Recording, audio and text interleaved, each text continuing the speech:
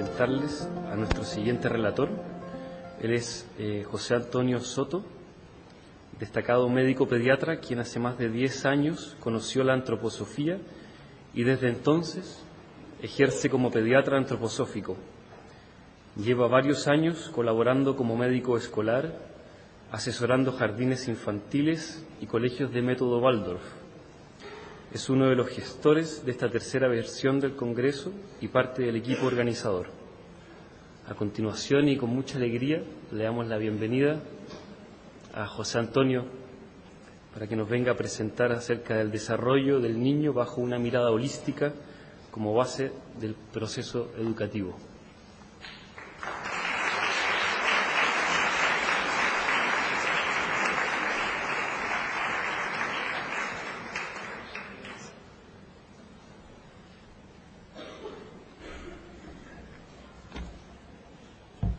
Nuevamente, muy buenos días. Muchas gracias por estar acá.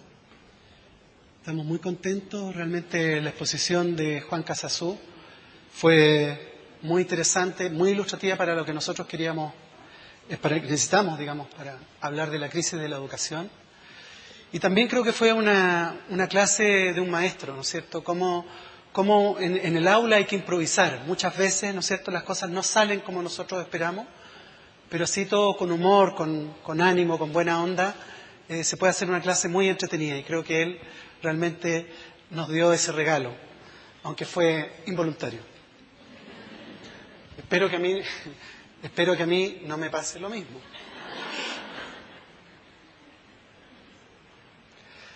Voy a hablar de desarrollo infantil como base del proceso educativo. Tal vez decir lo que más importante es que en educación siempre ha habido, como decía Juan, ¿no es cierto?, un gran ausente. Y son los niños y niñas. Y uno de los motivos centrales de este congreso no es que Chile se vuelva de educación Waldorf y todos los médicos sean antropósofos. Estamos muy lejos de eso. Pero sí nuestro interés es dar algunas señales, algunos atisbos de cómo debiera ser la educación considerando, ¿no es cierto?, a este verdadero protagonista que son los niños y las niñas de nuestro país. Cómo esta fisiología infantil va lentamente imbricándose en este verdadero viaje que desde la experiencia del adulto, que podemos ver esto, nos produce realmente asombro. Cómo se van ocurriendo ciertas cosas para que después, ya en el adulto, 18, 21 años, tengamos un ser humano entero. Pero es necesario poner ciertos acentos, ver lo que está ocurriendo para ver en qué momento vamos educando, para que esto sea armónico, para que esto sea amoroso.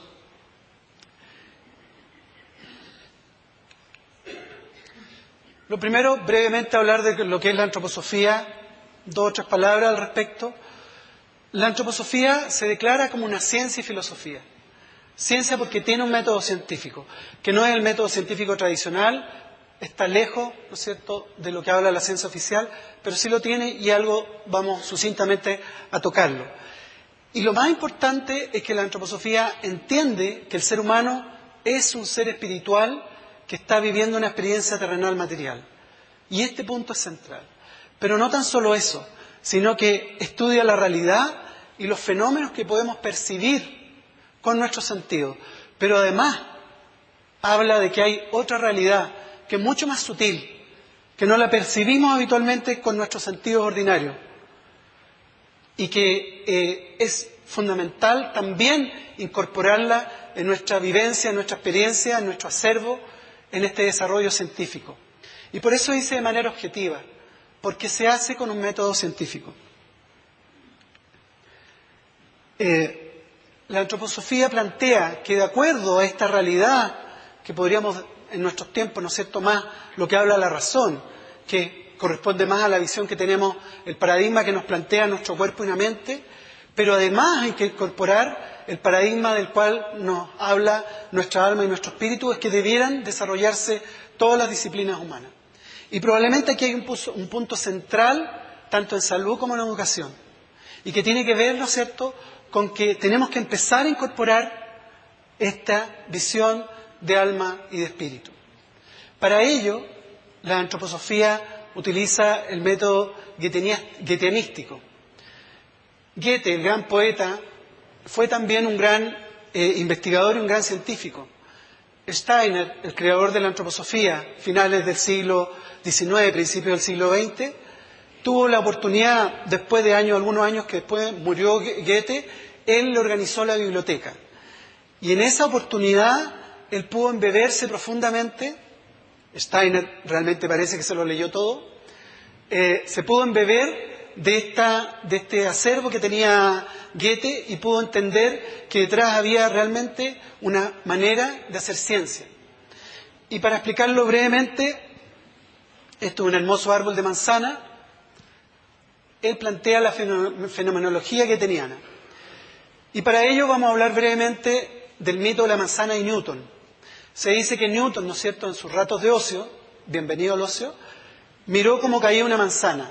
Y de acuerdo a eso y al método científico que él tenía, plantea la ley de gravedad, que fue, por supuesto, determinante para la ciencia oficial, como nos contaba Juan. Pero a Newton le faltó esta otra mitad que hablábamos, ¿no es cierto? Él, de la cuerpa-mente, con su razón, estableció que la manzana cayó al suelo. Pero le faltó un poco estos aspectos más sutiles, que es la pregunta siguiente, que debiera ser obvia. Bueno, pero ¿cómo llegó la manzana al árbol? Y esa pregunta, en realidad, es muy importante y es una de las preguntas fundamentales de las cuales se ocupa la fenomenología de Goethe y que plantea en el fondo que hay fuerzas sutiles, que no las vemos, a las cuales esta fenomenología le llama la fuerza de levedad. Entonces, así como tenemos una fuerza de gravedad, tenemos una fuerza ascendente de levedad que hace, ¿no es cierto?, en el mundo orgánico, en el mundo vivo, hacer que esta semilla se haga árbol y este árbol genere una manzana que posteriormente cae, la ve el señor Newton y establece la ley de gravedad. A grandes rasgos, esa es un poco la explicación, la visión y el gran aporte que tiene la fenomenología goetheana. Es interesante porque Goethe plantea que hay 3 niveles de observación. Y brevemente lo quiero llevar un poco a la educación para que nos sirva de reflexión cuando estemos frente a un niño. Lo primero, cuando hay un niño y una niña que me preocupan, me inquieta, y en el caso de nuestros hijos también, una forma de aproximarnos al fenómeno, digamos, a este niño o niña, es objetivar. ¿Cómo es físicamente? El color de pelo, los ojos, cómo se mueve, en fin, todos los rasgos físicos que podamos tener. Un segundo nivel es ver un poco esos gestos que hablan de qué persona va a ser, cuáles son sus cualidades, ¿no es cierto? Un poco cómo piensa, cómo elabora sus sentimientos y qué cosas hace. Y en un tercer nivel, muy importante, de una manera muy importante en nuestros tiempos, y sobre todo también con lo que decía Juan en la evolución de la ciencia moderna, es empezar a incorporar al observador. Pero desde la mirada de Goethe, el observador tiene que entrar en la ecuación de la observación también consigo mismo. ¿Qué me pasa a mí con este niño, con esta niña? Y probablemente la pregunta fundamental en educación y para padres y madres: ¿qué debo aprender yo con este niño, con esta niña? Estas probablemente sean las preguntas trascendentes más importantes que nos deberíamos hacer a la hora de observar y que plantea, ¿no es cierto?, es mucho más amplio lo que dice la fenomenología goetheniana. Yo he hecho una síntesis, pero en educación nos sirve mucho. De hecho, en educación, desde la mirada, desde la pedagogía Waldorf y la medicina antroposófica, hay algo que se llama el Ateneo, que en el fondo médicos, terapeutas y maestros se juntan, se reúnen para hablar de un niño o una niña, y se hace con total solemnidad, porque sabemos que eso es trascendente, sabemos que el juicio que yo me haga de ese niño o esa niña le va a afectar, y sabemos la importancia de evitar. Nosotros alguna vez fuimos niños también, y tenemos un traspaso transgeneracional de dolores, de penas, de carencias, y es tremendamente importante que yo haga todo lo posible por no traspasar, cuando estoy frente a una niña o una niña, estos traspasos que muchas veces son inconscientes, que se nos cuelan. Y de ahí la importancia entonces de aplicar un método de observación humano, amoroso y en realidad trascendente.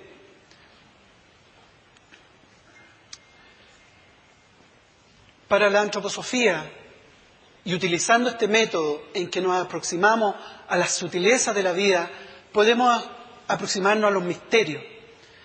Y uno de los grandes misterios del alma, ¿no es cierto? La ciencia oficial habitualmente la rehúye, porque en realidad, como decía Juan, no hay un instrumento que la pueda medir. Capaz que algún día encuentren, pero todavía no lo tenemos afortunadamente. Y desde esta mirada, entonces, el alma sería eso intangible que nos anima y habita la corporalidad de cada uno de nosotros. Y de alguna forma es el alma la que vincula este mundo espiritual, ¿no es cierto?, del cual tampoco tenemos muchas nociones, con este mundo terrenal material. Sería una suerte de interfase entre lo espiritual y lo terrenal. Y desde la mirada de la antroposofía esto es tremendamente importante, porque abre muchas puertas, no tan solo para interactuar con la persona en el aquí y en el ahora, sino que también nos da una panorámica de lo que es su vida, su biografía. La medicina antroposófica tiene muy desarrollado todo lo que tiene que ver con la biografía humana, y eso es porque la única forma de un poco entender el alma, este yo que nos habita, ¿no es cierto?, que constituye la parte nuclear y de que va tomando las decisiones y va construyendo a manera de tejido nuestra biografía, es ahí donde se devela un poco, en base a nuestras decisiones, cómo nos vamos construyendo.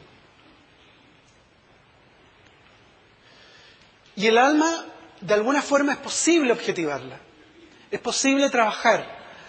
Y desde esta mirada podemos decir que el alma tiene cualidades. El pensamiento, ¿no es cierto? Todo nuestro mundo del pensar es una cualidad del alma. El sentimiento, todo lo que nos habita, todo lo que sentimos, es otra cualidad del alma. Y finalmente, la voluntad, esa capacidad que tenemos de hacer las cosas, es la tercera cualidad del alma. Y esto también es importante, y como vamos a ver, es muy importante porque de alguna forma hay un gesto. Esta alma que viene, ¿no es cierto?, de lo sutil, va al encuentro de la corporalidad, del cuerpo. Y poco a poco, lentamente va tomando y se va apropiando esta corporalidad. Y ya en la adolescencia podemos ser individuos, como vamos a ver más adelante. Pero para eso hay una serie de procesos. Y a veces, ¿no es cierto?, en enfermedades neurológicas, en enfermedades emocionales, en la infancia vemos que hay algunas conexiones que funcionan y otras que no, que quedan un poco sueltas. Y entonces es importante, al hacernos una imagen de un niño o una niña, ver cómo está esto. A eso la antroposofía le llama si un niño que está más o menos encarnado. Y no tiene que ver con un aspecto esotérico o New Age de la palabra, sino que literalmente nos conmina a ver cómo está su pensar, cómo está su sentimiento y cómo está su voluntad de acción en vinculación con su corporalidad. ¿Y en qué minuto? Porque no es lo mismo, ¿no es cierto?, analizar un niño de 3 años, analizar un niño de 7 años o una chica de 15 años. Entonces somos seres espirituales viviendo esta experiencia terrenal. Y pongo esta diapositiva porque lo que me interesa enfatizar es la palabra espiritual. Muchas veces se piensa en lo espiritual que está allá a la vuelta de la esquina y que con un poco de buena suerte tal vez cuando uno muere se enfrenta, ¿no es cierto? Y no lo vemos como realmente lo plantea la antroposofía, lo plantea la medicina antroposófica y lo plantea la educación Waldorf. Lo espiritual es aquí y ahora. Lo espiritual está actuando en la corporalidad de nosotros, está actuando hoy, está actuando en nuestro mundo emocional. Lo espiritual entonces es algo cotidiano. Y para que no solo se queden con mis palabras, vamos a poner un buen ejemplo. Todos y cada uno de nosotros venimos de ahí, ¿no es cierto? Fuimos embriones y fuimos fetos. Y ese era un mundo totalmente distinto a este mundo. Era un mundo donde estábamos desnudos, donde flotábamos, no teníamos gran interacción con la gravedad, Y a través del cordón umbilical y esta maravillosa placenta, todas nuestras necesidades estaban cubiertas. Es realmente como un paraíso terrenal, ¿no es cierto? Pero no tan solo eso. Teníamos una experiencia extraordinaria que nunca más la vamos a tener. Estábamos dentro de una persona. Nuestro universo, nuestro paradigma era un ser humano. Pero no tan solo eso. Esa persona, en la gran mayoría de las veces, nos amaba profundamente. Cada uno de nosotros tuvo esa experiencia extraordinaria. Pero parece que la olvidamos. Porque en el fondo cuando un niño nace yo tengo que saber que viene de ahí. Viene de otro mundo, de otro planeta. Un planeta extraordinario que se llama el planeta del amor. Por lo tanto, al menos los primeros 7, 10 años, debiéramos tratarlo de una manera totalmente diferente a cómo nos tratamos nosotros. Esto de pensar que son adultos chicos, ¿no es cierto?, que son adultos pequeños que yo puedo entrenar, es realmente un escándalo. Esto de pensar que son tablas rasas, ¿no es cierto?, que es un computador, un disco duro que yo tengo que meter programa, es un atentado contra la infancia. Y me quiero referir en este momento a un artículo que leí, que salió hace algunas semanas atrás en la revista Paula, del cual agradezco mucho porque puso en evidencia una situación que como país realmente es escandalosa. Lejos de criticar a padres, madres o incluso las empresas que hacen este trabajo, ese artículo hablaba que los niños de 3 años son literalmente entrenados para poder ingresar en los colegios de excelencia. Y eso a mí me parece que es un escándalo. Creo que como país debiéramos estar absolutamente avergonzados de que ocurra eso.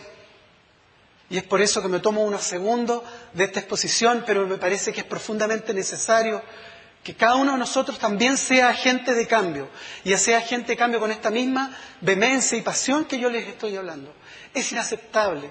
El niño viene de un mundo del amor. A los 3 años todavía está embebido de eso, está con su corazón totalmente abierto. ¿Y para qué? Para que mamá y papá le digan, oye, tienes que prepararte para una prueba.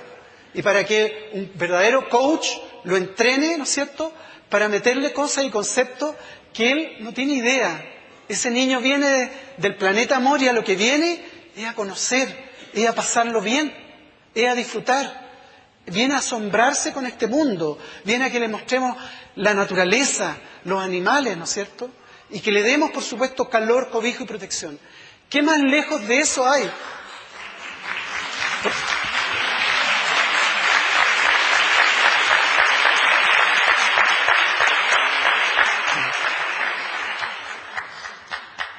Gracias, porque en realidad todos tenemos que ser agentes de cambio y esta situación tiene que acabarse. No puede ser que sigamos teniendo una educación con estas características tan nefastas y de la cual, ¿no es cierto?, tuvimos la gran ayuda de Juan Casasú en acompañarnos y darnos la razón en este sentido. Pues bien, no son adultos chiquititos, lo tenemos claro, no son jarras vacías que hay que llenar con una intención, ¿no es cierto?, técnica. Y como él bien dijo, lo que profundamente educa es el amor. Lo que profundamente educa son los vínculos. Y eso hay estudios, incluso el Banco Mundial hace poco sacó un estudio que, para la sorpresa de cualquiera, el Banco Mundial incluso decía que en realidad lo que más impacta en la educación es la relación entre el maestro, la maestra y los niños y niñas. Y todos los presentes lo sabemos. Es cosa de acordarse, ¿no es cierto?, qué maestro, qué maestra me impactó positivamente a mí. O qué maestro, qué maestra, desgraciadamente, me jugó mal y me impactó negativamente. Más que cualquier ramo, cualquier acervo de conocimiento, lo que a mí más me influye y me constituye son los vínculos, son las relaciones. Y eso un poco queremos ponerlo como un énfasis. Y junto con eso, entender en qué momento hay que ir dando cada conocimiento. Y es lo que sigue ahora en esta charla. Y es lo que queremos dar con la imagen del ser humano como base del arte de educar y sanar. Y pongo esta imagen porque la van a ver más adelante, la van a ver en la tarde. Las educadoras que van a hablar, las maestras Waldorf, van a mostrar esta imagen. que un poco es la imagen que queremos transmitir de alguna forma de que está todo imbrincado. Este pensar que hablábamos, estas cualidades del alma, el sentir y la voluntad, junto con la corporalidad, van pasando cosas en los distintos momentos de la vida y eso tenemos que saberlo. Pero también la pongo como una manera de entender que la medicina y todas las terapias tenemos que estar al servicio de la educación. Tenemos que apoyarnos y acompañarnos, porque el fin último es la infancia y tenemos que defender la ultranza. Médicos, terapeutas, tenemos que acompañar a los educadores y educadoras para que realmente podamos acompañar a los niños y darles una educación de calidad amorosa.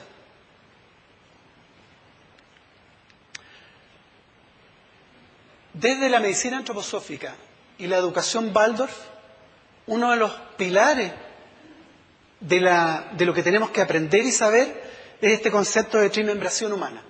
Algunos lo deben haber escuchado, ¿no es cierto?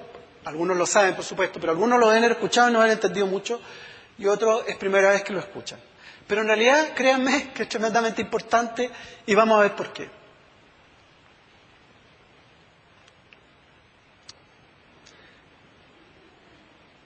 Todo ser vivo, todo el mundo orgánico, funciona de acuerdo a ciertas leyes orgánicas. Ya vimos, ¿no es cierto?, la fuerza de levedad es una y la fuerza de gravedad es otra. Pero hay una ley que es fundamental, que es la trimembración humana.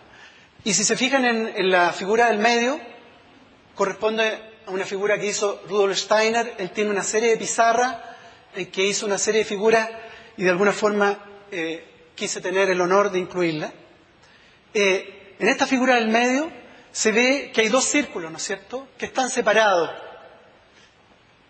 Y hay una imagen, un 8, la imagen del infinito, lemniscata le llamamos desde la antroposofía, en que junta estas dos imágenes. Entonces esta trimembración habla de que hay dos polos que están de alguna forma en antagonismo, pero que necesitan ser vinculados con un tercer elemento. Si vamos a la imagen de la derecha, en la planta, esta polaridad está dada por la raíz versus la flor y el fruto. Si se fijan, las raíces son más bien frías, están bajo la tierra, tienen poco desarrollo estructural, ¿no es cierto? Y su antagonista es la flor y fruto, que son todo calor, todo metabolismo, olor, fragancia, color maravilloso.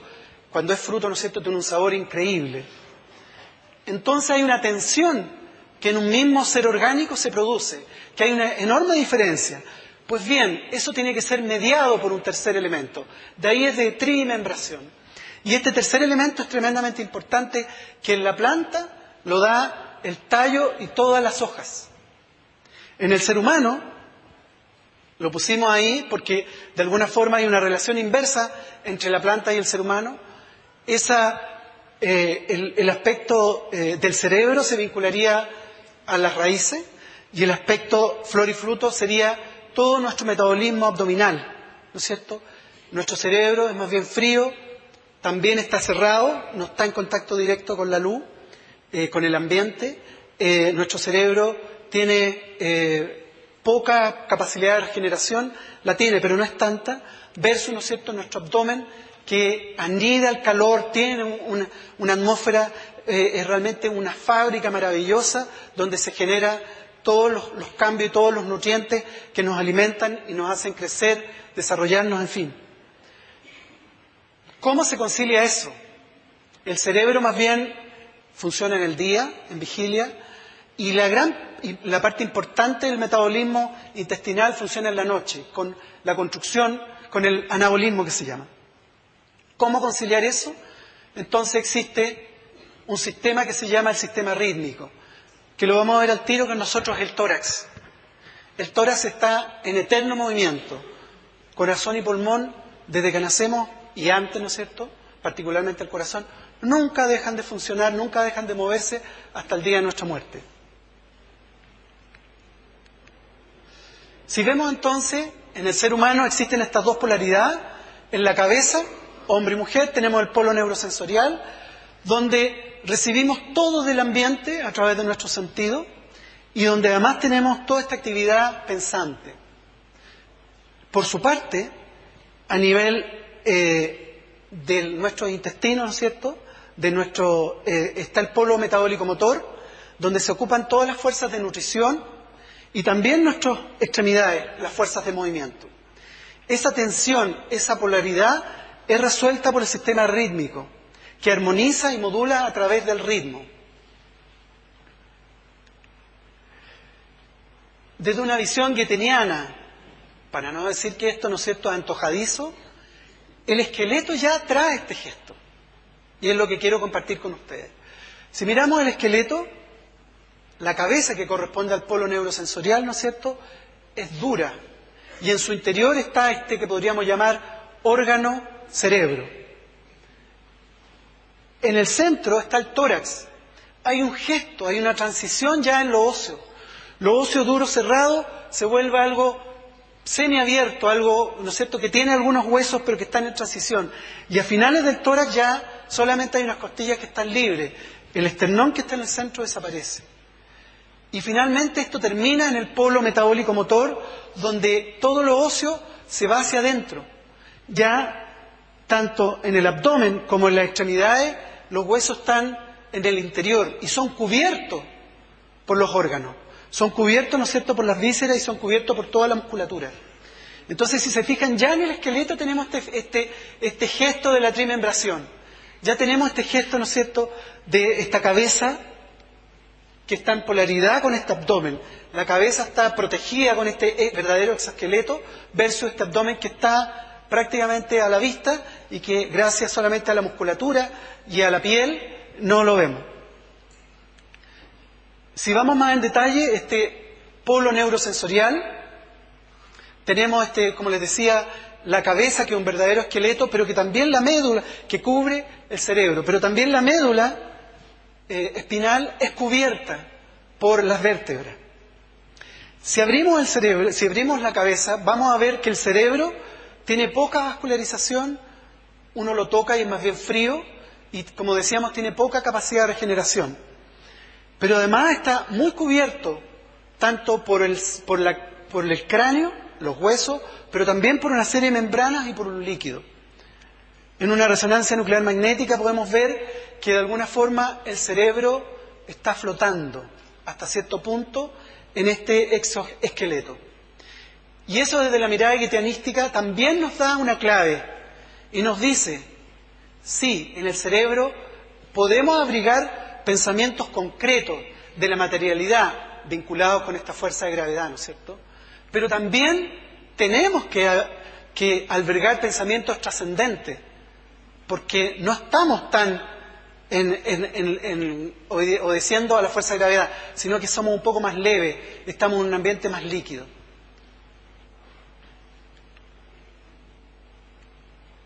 Entonces, en resumen, con este polo neurosensorial abarca corporalmente la cabeza, ¿no es cierto?, el sistema nervioso central, los órganos de los sentidos y todo el sistema nervioso periférico.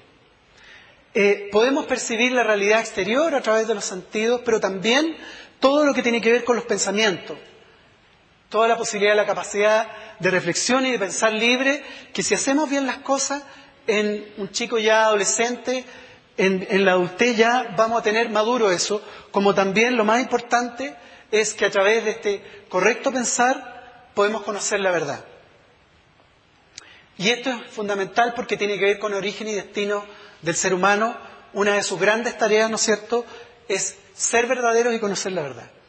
El sistema rítmico, por su parte, esta forma aerodinámica extraordinaria que alberga a los pulmones y el corazón, nos permite, ¿no es cierto?, que haya un cambio que es paulatino en términos de este cráneo que es más duro, ¿no es cierto?, hacia las vísceras en que ya no hay hueso, pero además tiene esta forma dinámica que nos habla que aquí hay un ritmo. Desde la mirada goetheniana, al mirar el tórax decimos, vaya, esto se mueve. El ritmo es importante y es necesario.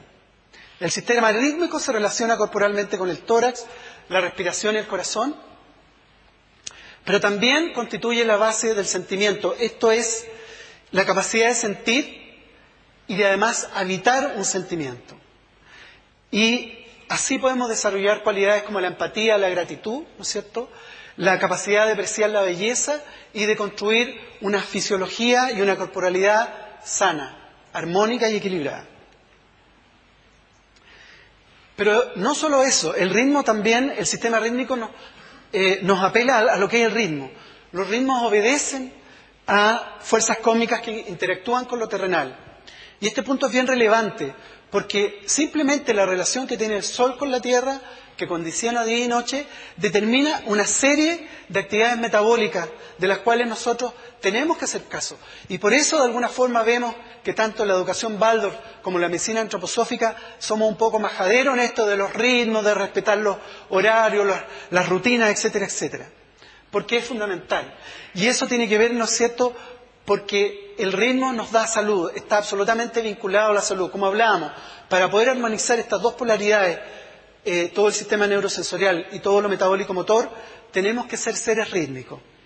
Y aquí hay una clave bien importante que nos da esta mirada getiniana. Existe una relación entre corazón y pulmón.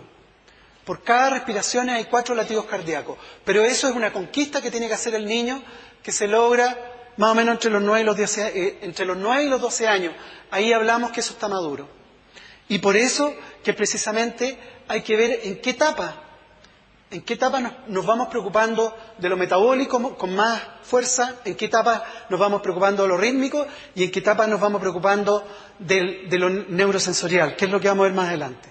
Finalmente, el polo metabólico-motor tiene a los intestinos, ¿no es cierto?, y tiene todas las vísceras que están prácticamente expuestas, ¿no es cierto?, y todo el aparato muscular. Aquí la digestión es fundamental y el movimiento. Y la digestión nos habla de una fuerza muy potente que es la voluntad. Y a través de la voluntad vamos a desarrollar ya de adulto, ya más maduro, la capacidad de hacer bien las cosas, hacerlas con un sentido, ¿no es cierto? Y también, en este ser humano amoroso, practicar la bondad en acción. La voluntad hay que entenderla claramente. No es alguien que sea de buena o mala voluntad. Aquí la voluntad es un hecho físico que tiene que ver con la digestión, con este motor que actúa. Y esa fuerza ya la encontramos en la semilla cuando quiere crecer. Pero la encontramos también en el ser humano. Uno de los hitos que tenemos nosotros es cuando después de pasar del gateo nos paramos en 2 piernas. Vencemos el miedo, ¿no es cierto?, que nos da el poder caernos, pero hacemos manifestación y decimos, sí, yo quiero ser un ser humano que anda con 2 pies sobre la tierra. Y ese es un gesto extraordinario de voluntad. Y esa misma voluntad nos da el coraje para decidir nuestro destino. Finalmente, la trimembración tiene que ver con las cualidades del alma. Como les hablaba, esta imbricación ocurre. En el polo neurosensorial habita todo lo que tiene que ver con el pensamiento y todas las cualidades del alma que tienen que ver con el ser pensante. En el sistema rítmico, en el tórax, obviamente está el sentimiento. Cuando queremos hablar del sentimiento nos tocamos el pecho, ¿no es cierto? Ahí habita el sentimiento. Y el sistema metabólico-motor habita esta voluntad. La voluntad es visceral, ¿no es cierto? La voluntad son las ganas de hacer las cosas y hacerlas bien. Tenemos entonces un largo camino que podríamos decir que es la individualización, que es este encuentro entre alma y corporalidad, que entra por estos 3 lugares que llamamos la trimembración. Es un largo camino delicado, secuencial, para lograr todo este proceso. Y es muy importante entender, nosotros hablamos de los septenios, de 0 a 7 años es el primer septenio. Y lo que ocurre en el primer septenio es muy distinto a lo que ocurre en el segundo y en el tercero. Por eso siempre cuando uno ve a un niño y una niña tiene que ver, bueno, en qué etapa está, en qué proceso está, qué edad tiene. Y en el primer septenio los niños son todo metabolismo. El metabolismo se toma el protagonismo total. Por eso los niños son solo juego, son solo movimiento. Por eso no entienden razones. Puse esta imagen porque los niñitos van a tener que engordar, ¿no es cierto?, 20 o 30 veces su peso. Y las niñas, otro tanto, al menos unas 20 veces. Y van a tener que crecer por lo menos 3 a 4 veces, ¿no es cierto?, cada uno, por lo tanto hay un desafío metabólico muy importante que en los primeros 7 años es fundamental. Y en este periodo, ¿dónde está el pensar? El pensar y el sentir están absolutamente subyugados por esta energía portentosa que es el metabolismo. Y el pensar lo podemos apreciar indirectamente con esta neurosensorialidad. Los niños corporalmente son un órgano de percepción. Por eso, ¿no es cierto?, como vemos en esta imagen, son exquisita y deliciosamente expresivos. Y aquí hay una cosa que es muy importante nunca olvidar, que es, con las mismas fuerzas que crecemos, después vamos a pensar. Por eso cada etapa es tan delicada. Por eso todo lo que se haga en la primera infancia, en apoyar a este metabolismo, en apoyar amorosamente a niños y niñas, nos van a dar crédito de todas maneras en cómo van a ir desarrollando su pensar a futuro. En el segundo septenio la cosa se calma. El metabolismo ya hizo gran parte de su trabajo y ahora puede aparecer el sistema rítmico. Y los protagonistas son corazón y pulmón y todo lo que ello implica. Por lo tanto, empieza a aparecer un equilibrio. Y es la etapa más saludable del ser humano. Por algo es entre los 7 y los 14 años, cuando los índices de salud son mayores y de mortalidad son menores. Y eso tiene que ver porque el corazón y pulmón alcanzan una madurez que es este equilibrio que yo les decía. Esta relación entre respiración y latidos cardíacos de 1 a 4. Y esto es muy importante para la educación Waldorf, como vamos a ver en la tarde. En el tercer septenio ya todo se ordena y ya se prepara para que debute esta individualización completa. Lo que ocurría en el metabolismo, ya el metabolismo se calma. En esa etapa también, de manera muy importante, formó cada uno de todos los órganos. Es otra gran tarea que ocurre en el primer septenio. La madurez de prácticamente todos los órganos. El único órgano que se demora más es el cerebro, que se demora alrededor de 15 años. En el segundo septenio, ¿no es cierto?, formamos el tórax y ya alrededor de los 9, 12 años hay una madurez en esta relación corazón y pulmón. Y en este tercer septenio ya por fin esta educación racionalista, por fin, sí, ahora sí, que ya podemos pensar y podemos empezar a entregar contenido más en la cabeza, con lo cual completamos todo lo que es la individualización. Entonces, las tareas de lo metabólico motor es ir generando una corporalidad adulta con órganos maduros, del sistema rítmico, una relación pulmón-corazón estable, y es determinante en todo lo que tiene que ver con salud, y finalmente todo lo que es la neurosensorialidad, generar un desarrollo psicomotor y una actividad pensante desarrollada. Steiner hablaba de que recién entre los 18 y 21 años estamos realmente aptos para habitar en el planeta Tierra. Finalmente, ¿qué es educar en salud? En el fondo es lograr que los contenidos sean entregados en armonía.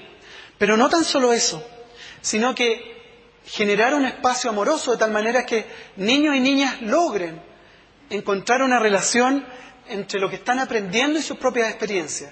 Generar una vivencia amorosa, de tal manera de educar en salud y para la felicidad. Así el interés y la vitalidad de estos niños, ¿no es cierto?, se potencian, se despiertan, los amorosos vínculos se afianzan, la memoria se activa y lo aprendido se vuelve personal. Cuando realmente aprendemos es cuando yo siento que tengo una relación con lo que aprendo. Entonces, somos felices. Muchas gracias.